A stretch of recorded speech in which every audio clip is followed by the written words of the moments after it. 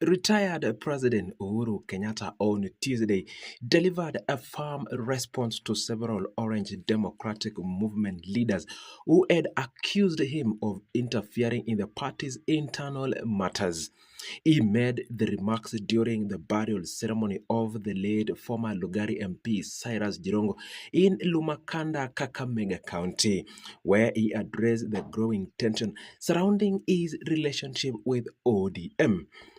Uhuru told the mourners that some of the accusations against him were being made by leaders who were avoiding responsibilities for their own political setbacks. He said such leaders were choosing to blame other leaders instead of facing the electorate with clear and strong ideas. Njia ya kujipendekeza kule anataka kujipendekeza, lazima atafute mtu aseme, unajua watu wanakataa kusikiza kwa sababu ya ule, kwa sababu ya huyu. Toa hiyo fikira mbovu, kwenda ongea na wananchi. Unda na usimamishe chama chako. Kuwa na sera zako kama mwanaume, kama Cyrus. Sio kuzunga huko ukitoa mambo ya upuzi ambaye haipeleki nchi pahali. We want a united country. We want a vibrant democracy. And we want the will of the people to be that shall prevail. Ama ni namna gani wenzangu? His statement was directed to individuals within ODM who had questioned his involvement in the party's affairs.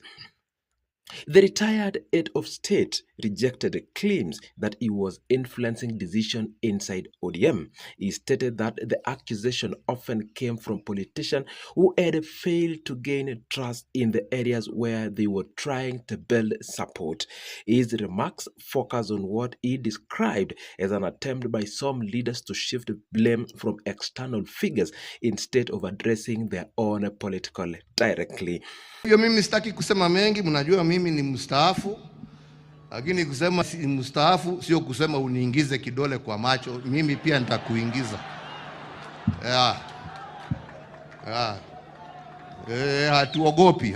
Hatuogopi la. Tuheshimiane. Sina namna hiyo. Cyrus aliheshimu wote. Mimi na heshimu chama chake. Wale wengine wafanye hivyo. Uhuru advised ODM leaders who had been attacking him to stop relying on excuses and instead engage Kenyans more openly. He told them to build their own political parties, establish their policies, and demonstrate leadership through their action. His message was directed at individuals pushing for influence within ODM and questioning his presence in the current political conversation. The former president also criticized leaders who had, in his view, traveled around the country making remarks he felt were unproductive. He expressed concerns about the statements that he believed did not contribute positively to Kenya's political direction. In your party, hata tukiambiwa sijui tunaenda kwa zingine, ati nakwambia jameni wa Kenya naona mtu akishindwa njia ya kujipendekeza kule anataka kujipendekeza, lazima atafute mtu aseme, unajua watu wanakataa kusikiza kwa sababu ya ule, kwa sababu ya huyu. Toa hiyo fikira mbovu, kwenda ongea na wananchi. His words were aimed at those who had taken a public position against him in the recent days. During the event, Uhuru also took time to speak about the importance of unity in the country. He reminded the audience that he still believes in a peaceful nation, a functional democracy, and respect for the choice made by citizens. We want a united country. We want a vibrant democracy. And we want the will of the people to be that shall prevail. Ama ni namna gani wenzangu?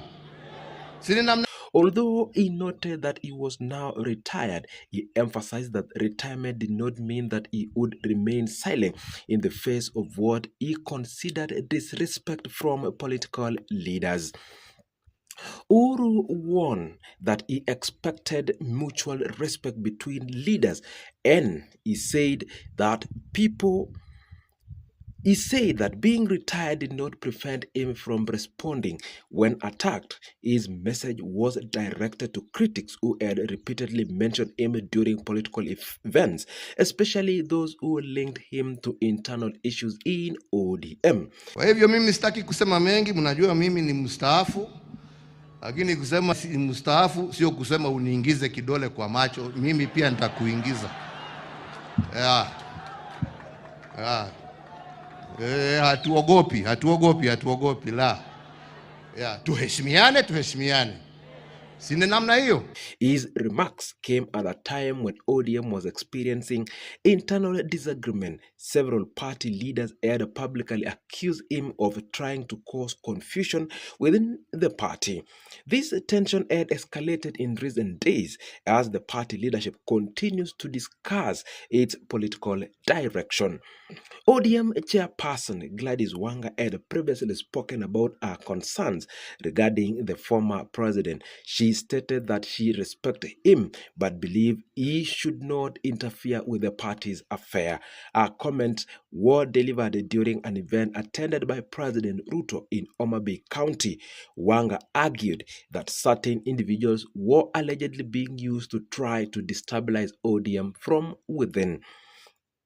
The minority leader in the National Assembly, JUNET MOHAMMED, had also taken a similar position. He raised concerns about possible interference in ODM internal structure. His statement contributed to the public debate about the influence of political figures associated within the party past alliance. These public remarks from WANGA and JUNET led to a widespread reaction from ODM members and supporters. They created an impression that some leaders believed Uhuru was using connection to create friction within the party. The accusation intensified the political atmosphere surrounding ODM's internal conversation. At the burial ceremony, Uhuru addressed these concerns directly, insisting that he had not been involved in any effort to influence ODM decision. He maintained that the accusations were based on political insecurity from those making them.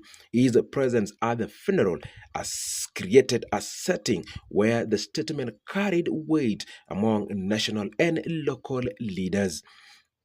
The retired president also spoke about the need for leaders to remain focused on their political responsibilities. He told those criticizing him to strengthen their own structure instead of blaming him for the old challenges.